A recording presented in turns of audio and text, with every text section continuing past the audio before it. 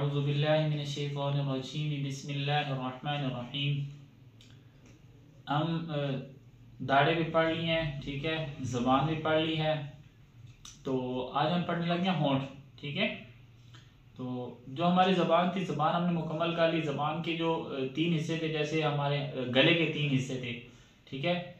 जैसे था अदनुल हलक था, सबसे शुरू वाला हिस्सा यानी कि मुंह की तरफ वाला हिस्सा। वस्तुल हलक था, दरमियान वाला हिस्सा जहाँ पे वो जो हड्डी होती है, ठीक है, उभरी हुई, ठीक है। और अदनुल हलक था, और अक्सुल हलक था, वो नीचे वाला हिस्सा था, सबसे आखिर वाला हिस्सा यानी कि सीने की तरफ था। ये हम इसी तरह ज़बान के भी तीन हिस्से थे। ज़बान के शुरू जो सामने नोक बनती है बारीक सी, वो था, वो अदनुल लिसान था। जो दरमियान में थी वो वस्तुल लिसान, और आखिर में जो थी जो तालू की तरफ, उसको कहते हैं हम अक्सुल लिसान, ठीक है। तो इस तरह हमने ये तीन हिस्से पढ़ रहे थे। फिर ज़बान के जो बाहर वाले दो हिस्से थे, जो वस्तुल लिसान था उसको हम कहते थे हाफा लिसान, और जो किनारे वाला था, ठीक है, जो यहाँ पे जिसको हम कहते हैं अदनुल लिसान, अदनुल लिसान वाला जो हिस्सा था वो था तरफुल लिसान, ठीक है। तो इस तरह करके हमारी ये ज़बान की तरतीब थी, ठीक है। तो आज जो हमारी जो आज हमारा जो टॉपिक है, जो उन्वान है, वो है ज़बान, होंठ के हिस्से और इनके नाम। तो होंठ के जो बेसिकली जो हिस्से हैं वो दो हैं, ठीक है। तो वो मैं आपको समझाता हूँ वो दो हिस्से कौन से हैं। लेकिन पहले ये समझ लें कि होंठ को अरबी ज़बान में क्या कहते हैं, यानी कि अरबी लैंग्वेज में इसका नाम क्या है। तो होंठ का जो अरबी लैंग्वेज जो नेम है, जो अरबी ज़बान में इसका नाम है, वो है, होंठ को अरबी ज़बान में शफत कहते हैं, ठीक है। शफत, इसको ये जो पढ़ते हैं, जो इसको एक्यूरेट जो इसका नाम है वो है शफत, ठीक है। शफत कहते हैं होंठ को, ठीक है। ये कुरान पाक में भी इसका जिक्र आया है, ठीक है। वशफतैन, ठीक है, वहदैनाहु नजदैन, ठीक है। तो उसके अंदर भी जो है ना, अल्लाह ताला ने कुरान पाक 30वें पारे के अंदर, ठीक है, अल्लाह ताला ने जिक्र किया है होंठों का, कि अल्लाह ताला ने होंठ दिए, ठीक है, फिर दो आंखें दी, ठीक है, अलम नजअल लहु ऐनैन व लिसानन व शफतैन, ठीक है। तो अल्लाह ताला ज़बान का, व लिसानन व शफतैन, ज़बान का और होंठों का जिक्र कर रहा है, ठीक है। वहदैनाहु नजदैन, ठीक है। तो अल्लाह ताला होंठ का जिक्र कर रहा है, तो शफत कहते हैं, ठीक है। अच्छा, अब देखें, शफत के ना दो हिस्से हैं, ठीक है। एक हिस्सा है खुश्क, होंठ का खुश्क हिस्सा, ठीक है, और जो दूसरा हिस्सा है वो है होंठ का तर, यानी गीला हिस्सा, ठीक है। अब देखिए वो आप कैसे कहेंगे, वो मैं आपको थोड़ा सा बताता हूँ यहाँ पे, इस जगह पे थोड़ा सा समझें, ठीक है। ये देखिए, ये है होंठ का गीला हिस्सा, ठीक है, यानी कि होंठ के जो अंदर वाली साइड होती है, ठीक है। देखिए अगर आप थोड़ा गौर करें तो जो ये साइड है, ये साइड, ठीक है, इसका रंग, इसका कलर और बाहर जो हमें होंठ नजर आ रहे होते हैं, इनका कलर थोड़ा सा मुख्तलिफ होता है, ठीक है। तो अंदर वाली जो हमारी जो साइड होती है वो हमेशा तर रहती है, ठीक है।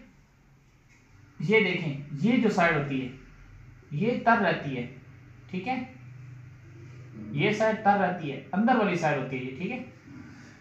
जो होंठ की बाहर वाली साइड होती है वो हमेशा खुश्क रहती है, ठीक है।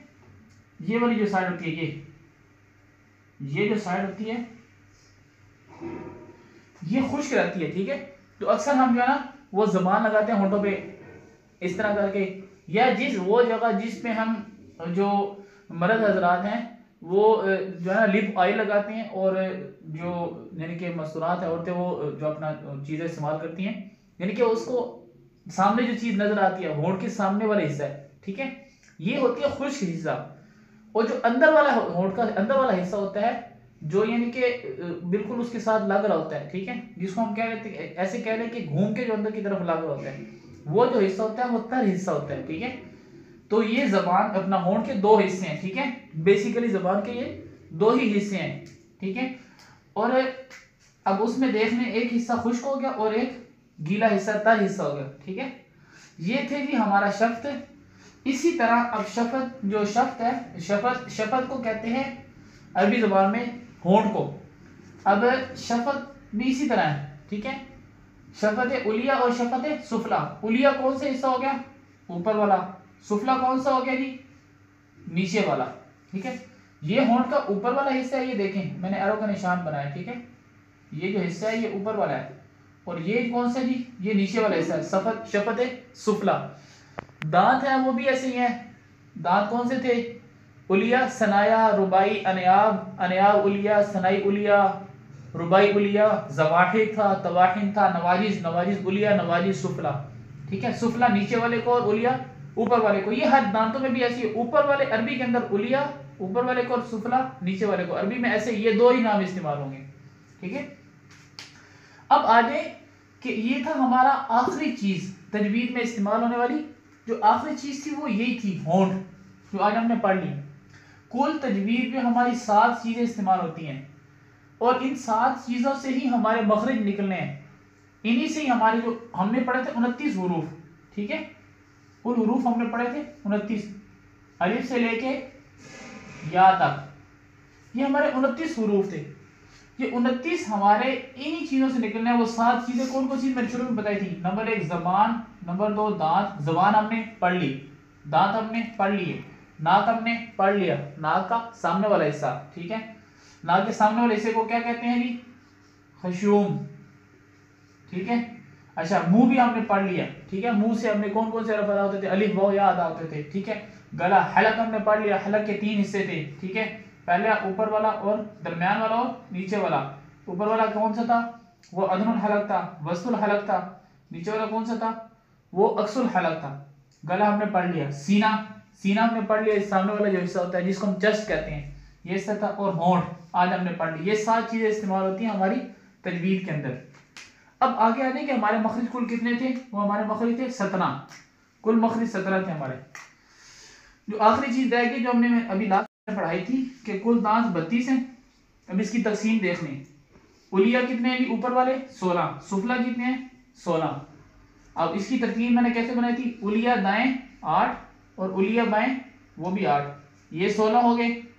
सुफला दाएं और सुफला बाएं और ये भी कितने हो गए जी 16।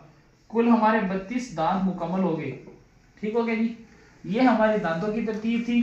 उलिया 8 और 8 16, सुफला 8 और 8 16, दाएं और बाएं देखें, दाएं उलिया 8 बाएं उलिया 8, सुफला दाएं उलिया, सुफला दाएं 8 और सुफला बाएं 8। कुल हमारे 16 दांत मुकम्मल हो गए।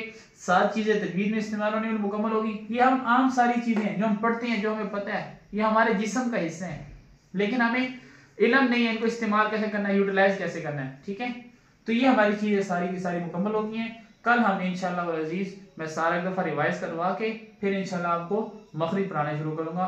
इंशाअल्लाह वल अजीज कल हम मखरिज शुरू करेंगे। अस्सलामु अलैकुम व रहमतुल्लाहि व बरकातुहू।